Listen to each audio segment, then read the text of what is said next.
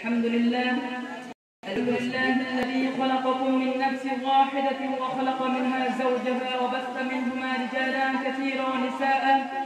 أشهد أن لا إله إلا الله وحده لا شريك له ذاتا ولا صفاتا، وأشهد أن سيدنا ومولانا محمدا عبده ورسوله الذي بعث إلى كافة الناس إماما، صلى الله عليه وعلى آله وأصحابه تحية وسلاما.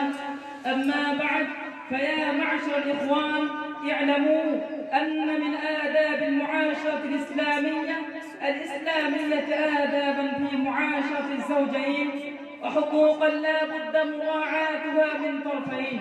وقد قال رسول الله صلى الله عليه وسلم: لو كنت آمرا أحدا أن يسجد لأحد لآمرت الزوجة أن تسجد لزوجها. وسئل رسول الله صلى الله عليه وسلم: أي المؤمنين أكمل إيمانا؟ قال: أحسنهم خلقا مع أهله.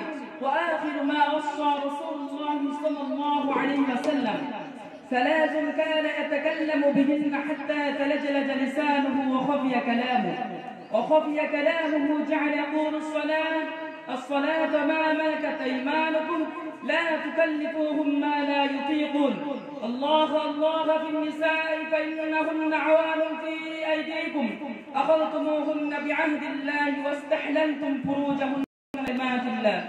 أعوذ بالله من الشيطان الرجيم.